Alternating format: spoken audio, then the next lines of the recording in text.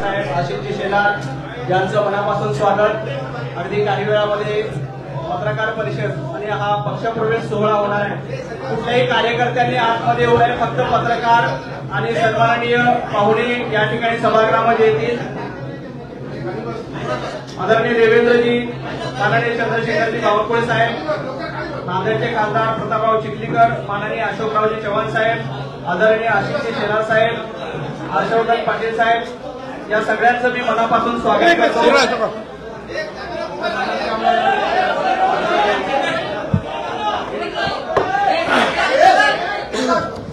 बसा चिखलीकर साहेब, बसा।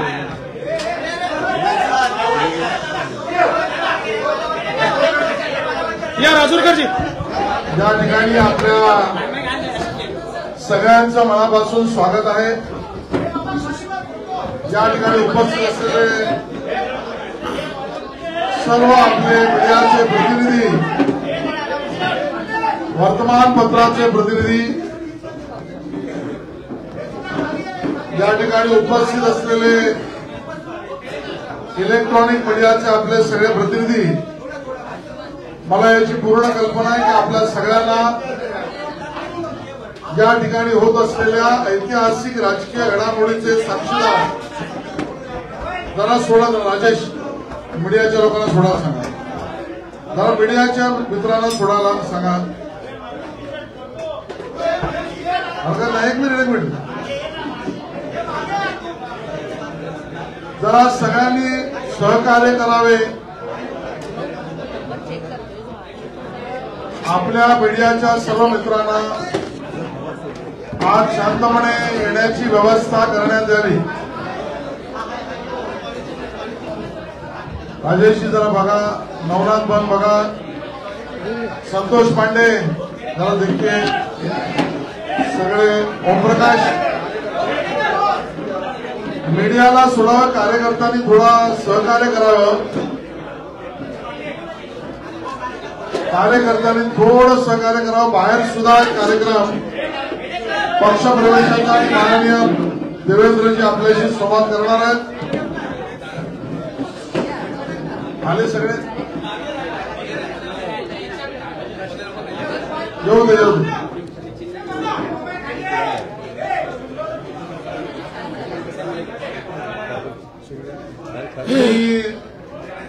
आजच्या या सर्व पक्षप्रवेशाच्या कारवाईमध्ये आपल्या सगळ्यांचं या ठिकाणी स्वागत करतो। विशेष रूपाने आमचे नेते माननीय उपमुख्यमंत्री देवेंद्र फडणवीस साहेब, प्रदेशाचे अध्यक्ष माननीय चंद्रशेखर बावनकुळे साहेब, ज्यांचा आज पक्षप्रवेश होतोय, असे सन्माननीय अशोक चव्हाण साहेब, माननीय खासदार प्रताप चिखलीकर साहेब, या ठिकाणी उपस्थित असलेले राजूकर साहेब, सर्व प्रतिनिधी, हर्षवर्धन पाटीलजी, सर्व जणांचं मी स्वागत करतो। आणि मी माननीय देवेंद्रजींना निवेदन करतो की त्यांनी आपल्याशी संवाद सुरू करावा। अशोक आजोळकरांचं पण स्वागत आहे, तर बसू।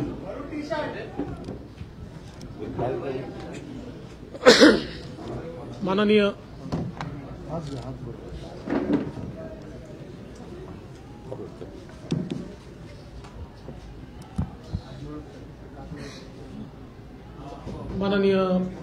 अध्यक्षजी,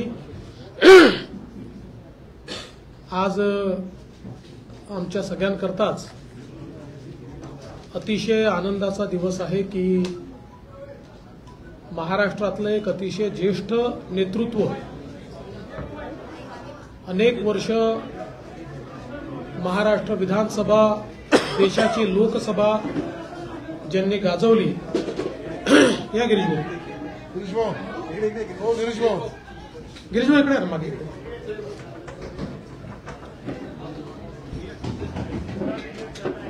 अनेक वर्ष महाराष्ट्राची विधानसभा, देशाची लोकसभा ज्यांनी गाजवली, विविध मंत्रिपद ज्यांनी भूषविली आणि 2 वेळा महाराष्ट्र राज्याचे मुख्यमंत्री म्हणून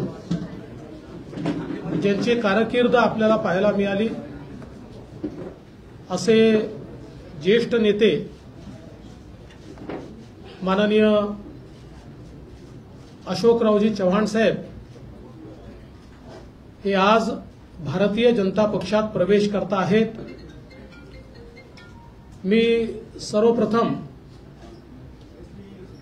भारतीय जनता पक्षाचे महाराष्ट्राचे अध्यक्ष माननीय चंद्रशेखर बावनकुळेजी यांना विनंती करेन की त्यांनी अशोकरावांचा प्राथमिक सदस्याचा जो फॉर्म आहे त्याच्यावर सही करून त्यांना पक्षात रितसर प्रवेश द्यावा।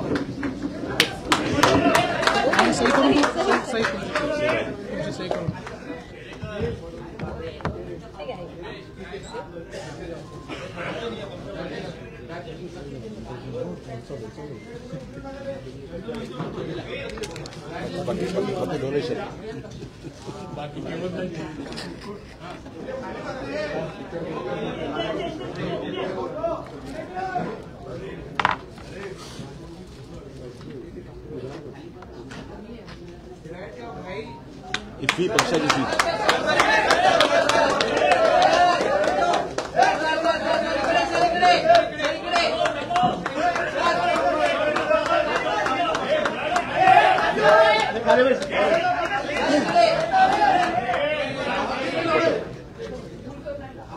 तुम्ही मध्ये आणा अशोकराव। नाही हे प्रवेश करा।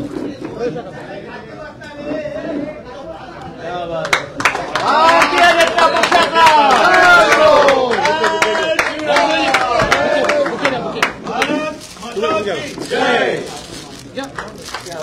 भारतीय जनता पार्टीचा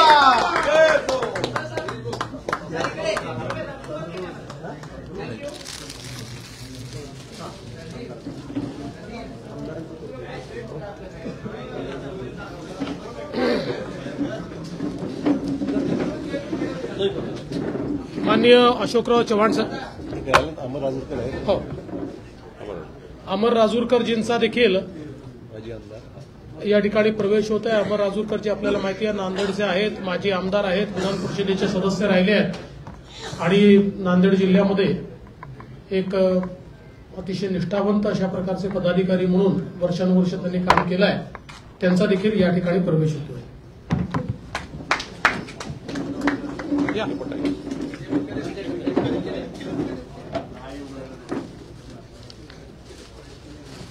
भारत माता की भारतीय जनता पक्षाचा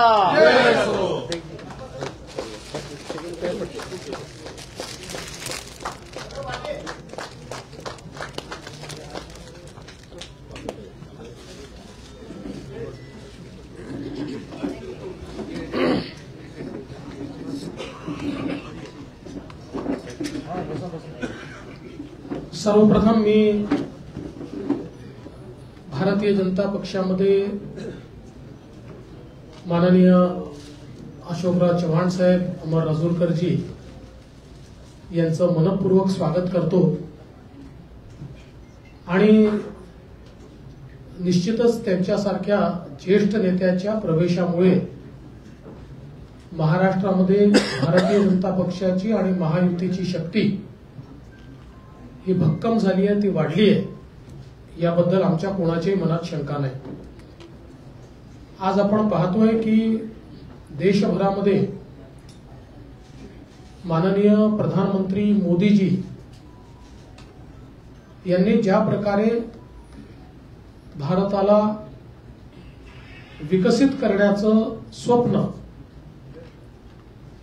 पूर्णत्वाकडे नेण्याचं काम सुरू केलं आणि जो बदल, जे परिवर्तन भारतामध्ये दिसायला लागलं, त्यामुळे देशभरातल्या अनेक चांगल्या नेत्यांना आपणही देशाच्या मुख्य प्रवाहामध्ये काम करावं, मोदीजींसारख्या एका मजबूत नेतृत्वासोबत काम करावं, मोदीजींचा जो देशाला पुढे नेण्याचा हा प्रयत्न आहे, या प्रयत्नामध्ये आपणही वाटा उचलावा, अशा प्रकारचा विचार अनेक नेत्यांमध्ये त्या ठिकाणी आला आणि त्यातलं एक प्रमुख नेतृत्व म्हणून माननीय अशोकराव चव्हाणांकडे आपण बघू शकतो. अशोकरावांनी भारतीय जनता पक्षामध्ये बिनशर्त प्रवेश केला. त्यांनी केवळ एवढंच सांगितलं की विकासाच्या मुख्य धारेमध्ये योगदान देण्याची संधी मला द्या, बाकी मला पदाची कुठलीही अपेक्षा नाही, लालसा नाही. आणि आम्हाला अतिशय आनंद आहे. आज खरं म्हणजे त्यांचा प्रवेश झालाय, अमर राजूरकरजींचा प्रवेश झालाय, पण लवकरच हजारो कार्यकर्ते आणि नेते यांच्या प्रवेशाचा कार्यक्रम देखील आम्ही निश्चितपणे आयोजित करू.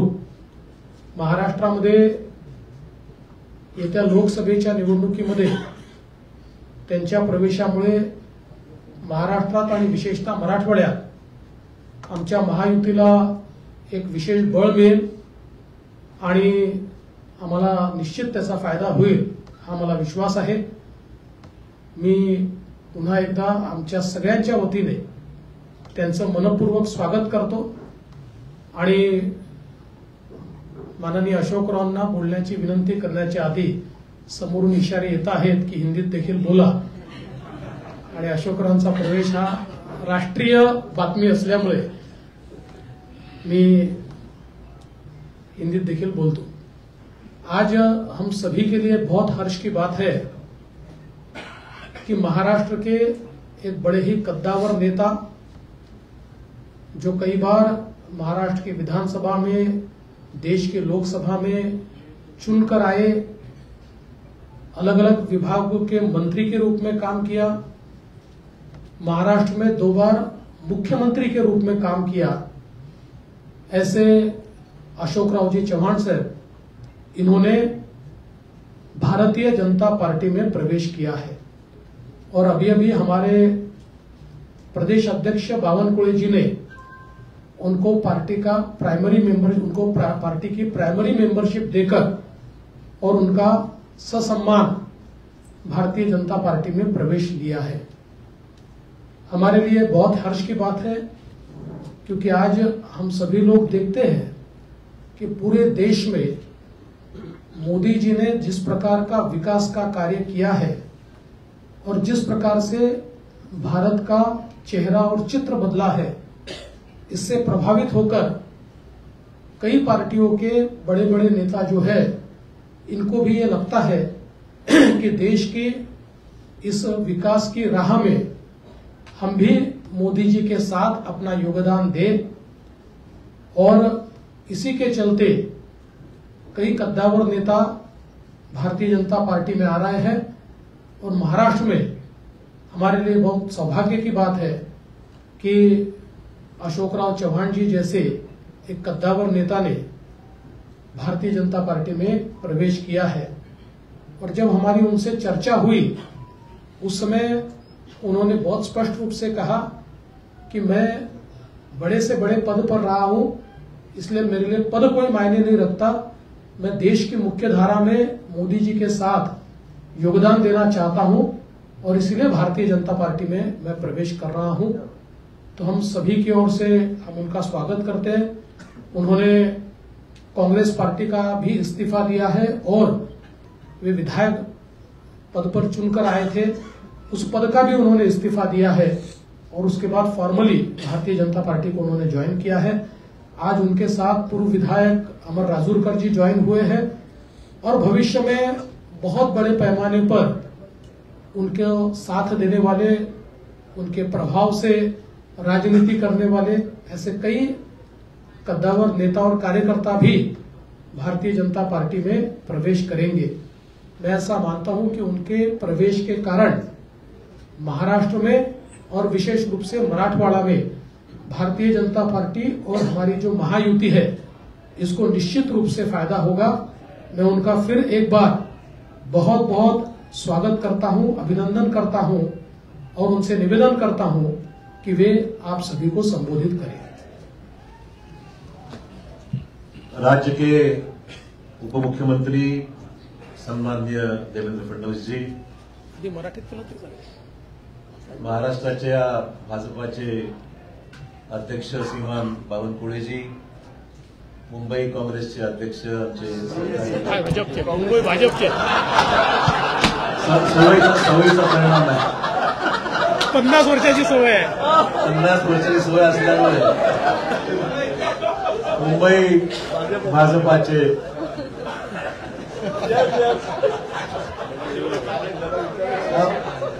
पहिली प्रेस कॉन्फरन्स भाजपाच्या कार्यालयामध्ये माझी होत आहे. तेवढं थोडंसं मला एक्सक्यूज करा, आज पहिलाच दिवस आहे. कालच राजीनामा दिल्यामुळे एकदम स्विच ओव्हर थोडासा. परंतु आमचे मित्र भाजपाचे मुंबईचे अध्यक्ष आशिष शेलारजी, खासदार प्रताप पाटील, आमचे पालकमंत्री गिरीश महाजन, लातूरचे आमचे खासदारजी, ज्यांनी आमचे या ठिकाणी उपस्थित असलेले अमर राजूरकरजी आणि सर्व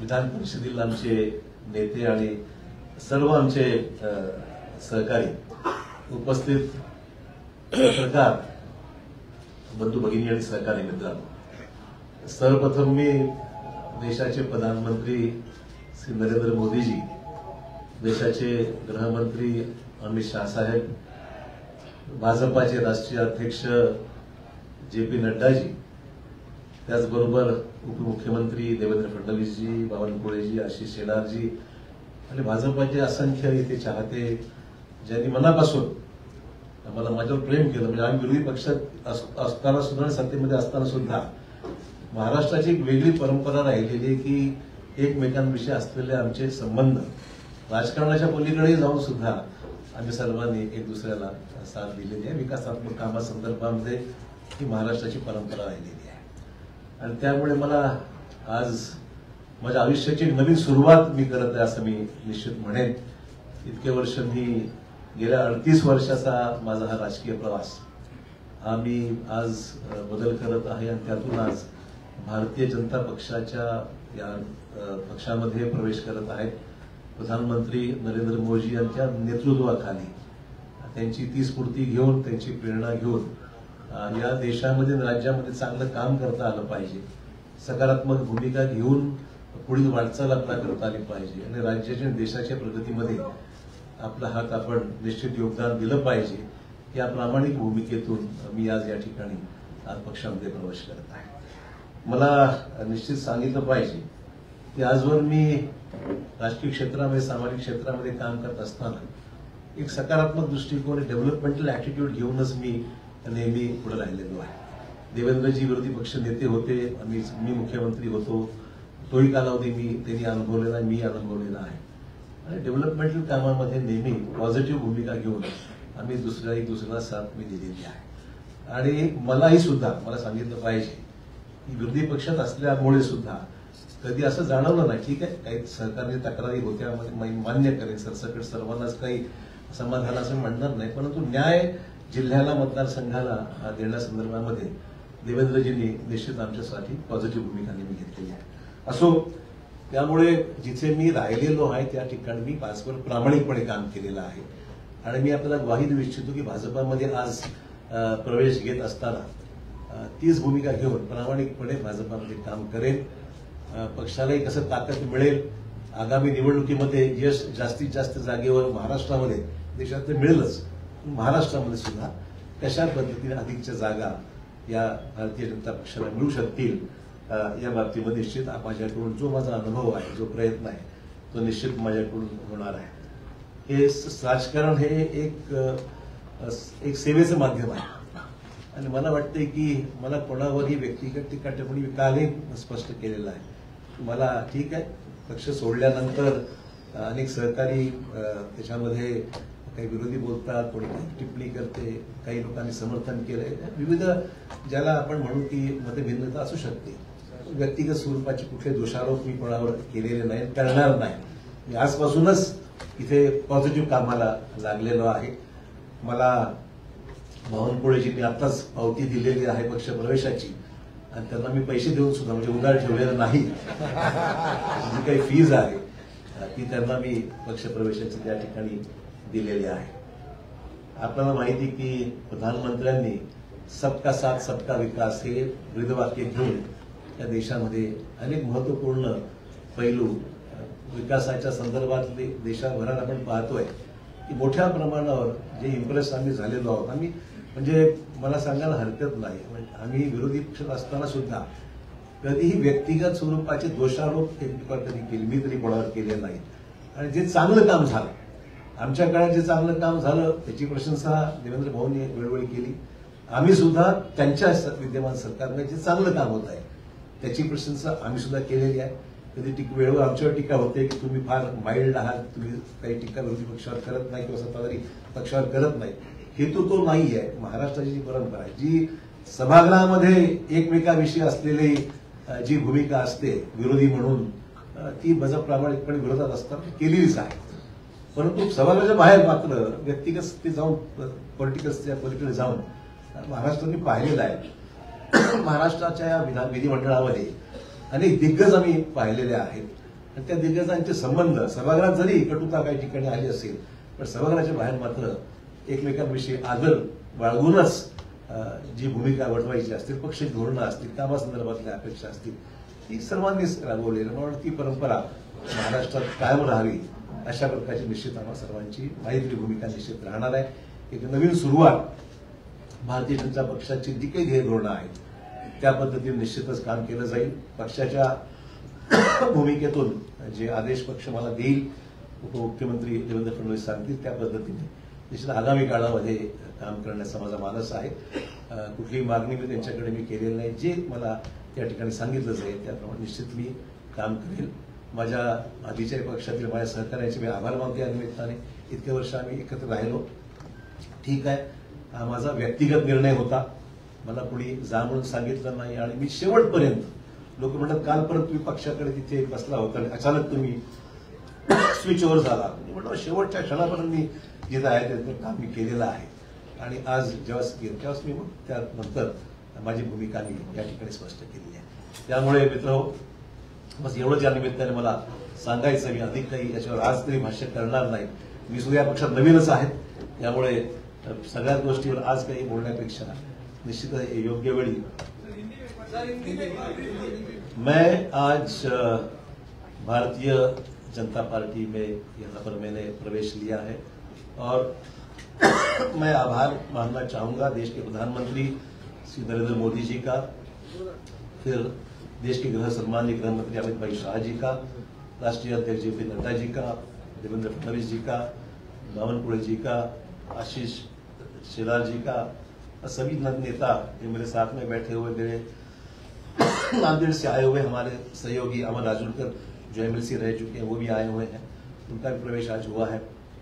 मैं आभार मानूंगा भारतीय जनता पक्ष के नेतृत्व की, उन्होंने मुझे आज ये मौका भारतीय जनता पार्टी में आने न्योता दिया और काम करने की यहाँ पर मुझे यहाँ पर संधि दी है, एक मौका दिया है, उसलिए मैं उनका तहे दिल से शुक्रिया अदा करता हूँ.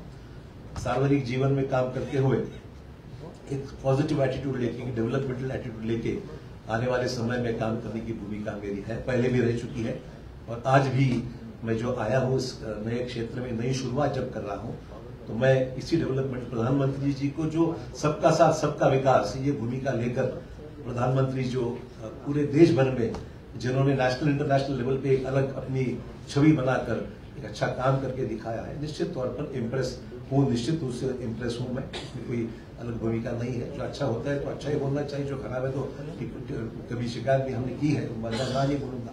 आज जब हम देख रहे हैं कि देश के सामने कई चुनौतियां हैं तो चुनौतियों के साथ साथ डेवलपमेंट भी जिस रफ्तार से इस देश में हो रहा है हम सबके लिए बहुत ही प्रशंसनीय है और आने वाले समय में हम सब साथी मिलकर देश में एक पक्की मजबूत भाजपा की सरकार लाने का हमारा प्रयास निश्चित तौर पर रहेगा.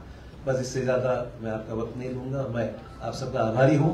एक नई शुरुआत है, कुछ गलतियां छोटी मोटी होती है तो शुरू में संभाल लीजिए.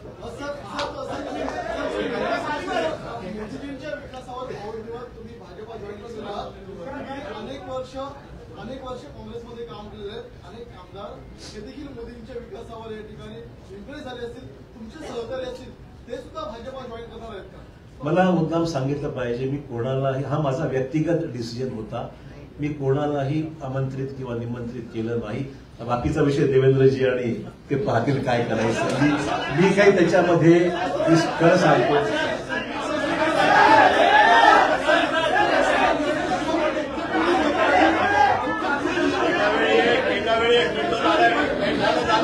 अरे बाबा, हॅलो, अरे शांतपणे असं तुम्ही तुमच्यापैकी कोण काय बोलतोय आम्हाला काही लक्षात येत नाही. आपल्याला जर प्रश्नोत्तर करायचे असतील तर तुम्ही शिस्त पाळली तरच होईल. एका वेळी एक जण एकाने प्रश्न विचारला त्यांनी पुन्हा विचारायचा नाही.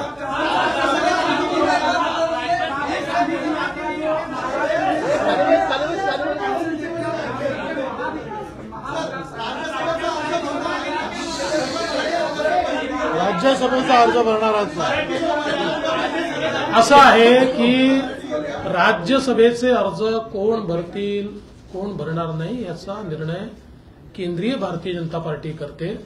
केंद्रीय भारतीय जनता पार्टी राज्यसभेच्या आमच्या उमेदवारांची घोषणा करेल. ती केल्यावर तुम्हाला समजेल. महाराष्ट्र आएगी तो किस तरीके से आप उसको देखेंगे और खासकर महाविकास आघाड़ी लगातार कोशिश कर रही है बीजेपी को महाराष्ट्र के भीतर रोकने के लिए जो मिशन 45 का बीजेपी ने टारगेट किया उसको कैसे देखते हैं? देखिए, चुनाव जब करीब आता है तो स्वाभाविक है कि हम उनसे कोई कोऑपरेशन भी तो नहीं कर सकते हैं. ये राजनीतिक जंग है, जंग में उतरने के बाद सब जायज है. वो कोशिश करेंगे, हम भी कोशिश करेंगे. तो मुझे लगता है इसमें कोई नई बात है कि जंग शुरू है, हम भी लड़ेंगे, वो भी लड़ेंगे.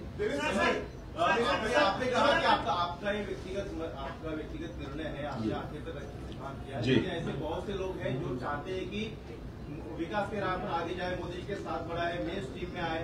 क्या ऐसे लोग को आप कहना चाहेंगे कि भाई देखिए, पहला ही दिन है, मेरे पर गुगली इतनी मत डालिए आप. मैं इतना ही कहना चाहूंगा, ये काम जो है प्रदेश अध्यक्ष जी बावनकुळे जी बहुत जोर से कर रहे हैं और देवेंद्र जी का भी उनको साथ है. उन्होंने कभी उनको जरूरत पड़ी तो मैं उनको कुछ गाइड कर सकता हूं. मैं इसका जवाब इतना ही देता हूं कि अशोक राव का की मदद कहाँ लेनी है हमको पक्का पता है. हम उचित जगह उनकी मदद लेंगे, आप चिंता मत करिए.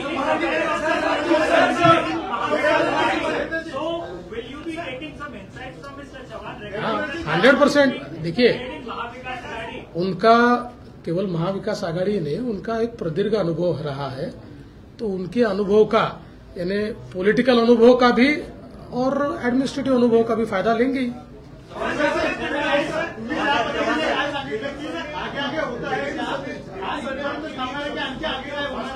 जी. राष्ट्रीय स्तर पर नेता है और राष्ट्रीय घटनाक्रम चल रहा है. दिल्ली के बॉर्डर पे इस वक्त एक बार फिर किसान आंदोलन आया है. उसका आरोप ये लग रहा है, किसानी का आरोप आपकी पूर्ववर्ती पार्टी कांग्रेस पर लग रहा है कि उन्होंने उत्साह एक बार फिर चुनाव को देखने किस कॉन्टेक्स्ट में. देखिए, आरोप प्रत्यारोप तो राजनीति में होते रहते हैं. सवाल ये है कि किसानों की समस्या है देश में, उसको किस तरीके से हैंडल करना है. राष्ट्रीय स्तर पर प्रधानमंत्री जी सक्षम है, देश के कृषि मंत्री और अन्य मंत्रियों के साथ लेकर मैं समझता हूं इसको हल करना चाहिए. आपको याद होगा जो किसानों के 3 कानून बना, अल्टीमेटली सरकार ने विड्रॉ किया, पब्लिक ओपिनियन जानकर उसको फैसला लिया गया. तो मैं नहीं समझता हूं प्रेस्टीज की बात. हम चाहते हैं कि देश के सभी तमाम किसानों को न्याय मिलना चाहिए. किसानों की आत्महत्याओं को रोक लगाने का, कम करने का प्रयास होना चाहिए. और मुझे उसमें जो हो रहा आंदोलन उसमें ध्यान निश्चित देंगे, ऐसी कोई बात नहीं.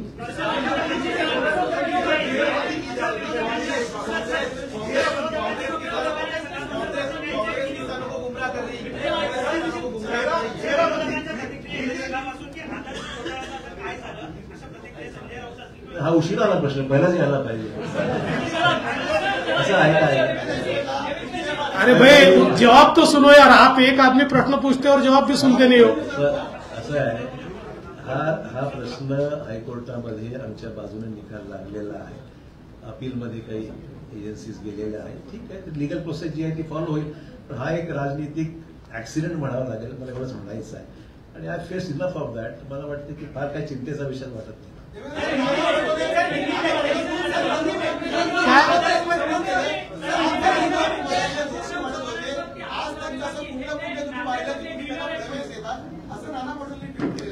नाना पटोलेने प्रवेश दिलाच होता की नाही आम्ही, राहिलेच ना आमच्याकडे ते.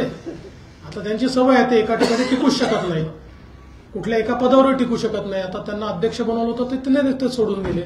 त्यामुळे फार गांभीर्याने ते घेऊ नका, ते जे सांगतात.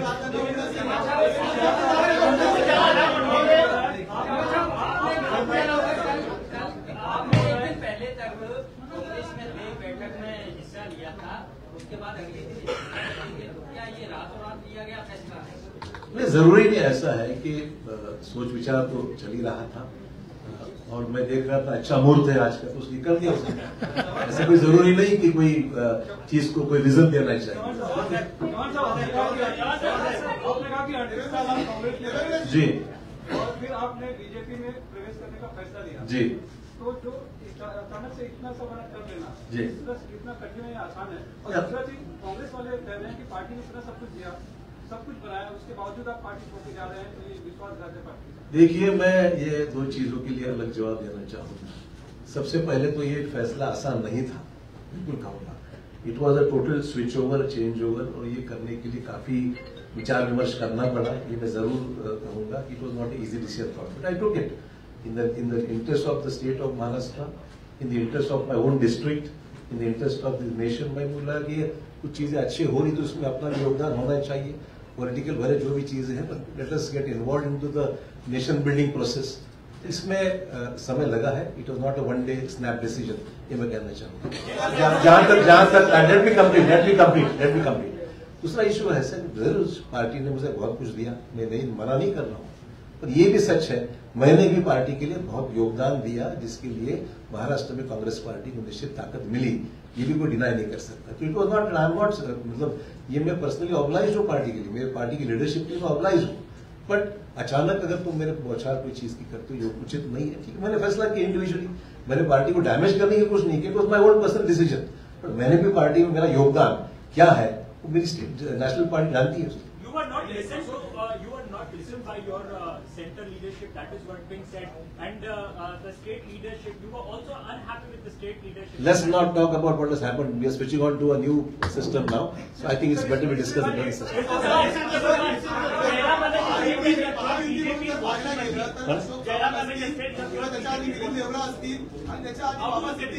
तीन मोठे नेते आहेत ज्यांच्या दोन तीन पिढ्या काँग्रेसमध्ये होत्या, त्यांना आता महायुतीमध्ये प्रवेश केला आहे।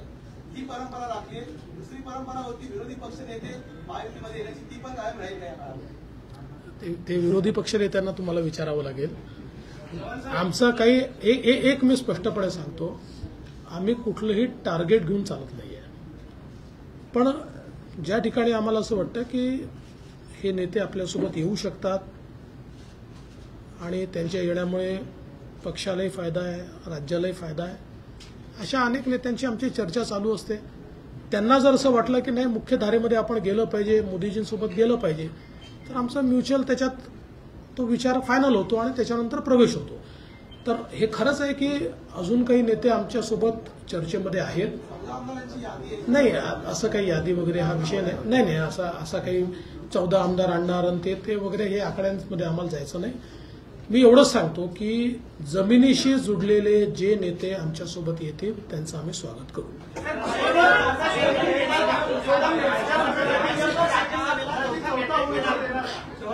त्या संदर्भात आमचे प्रदेश अध्यक्ष सगळ्यांशी चर्चा करून निर्णय करतील।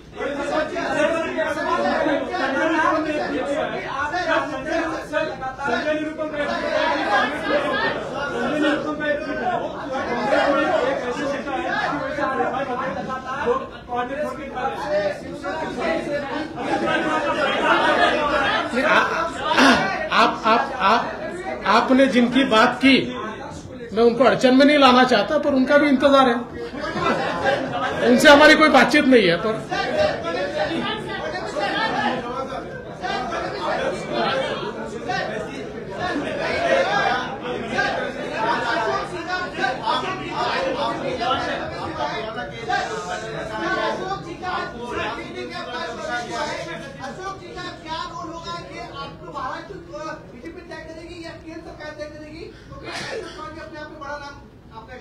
देखिए, अशोक चौहान जी 2 बार महाराष्ट्र के मुख्यमंत्री रह चुके हैं, इसलिए उनका रोल क्या होगा इस बारे में केंद्र सरकार के केंद्रीय बीजेपी के साथ चर्चा करके हम तय करेंगे। क्योंकि अशोक जी का भारतीय जनता पार्टी में आना ये राज्य के लिए तो एक बहुत मजबूती की बात है ही, पर उनका जो कद है वो एक नेशनल स्टेचर का कद है, इसलिए केंद्रीय बीजेपी से बात होकर ही इसका फैसला किया जाएगा।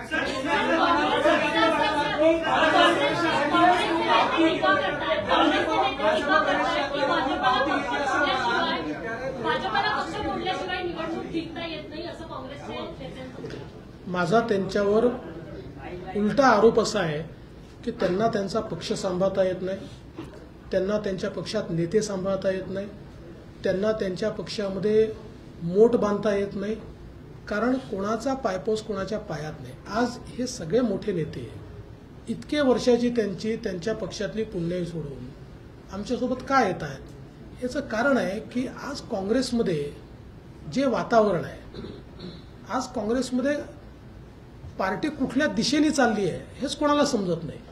आणि भारतीय जनता पार्टीला विरोध करता करता देशाच्या विकासाला आपण कधी विरोध करायला लागलो हे त्यांना समजत नाही आहे.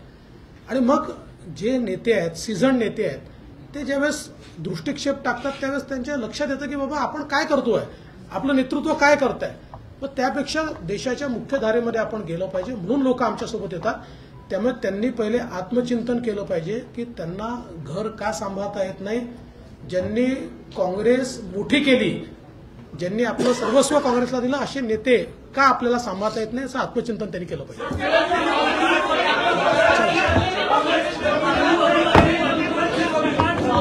सगळ्यांचे खूप खूप धन्यवाद.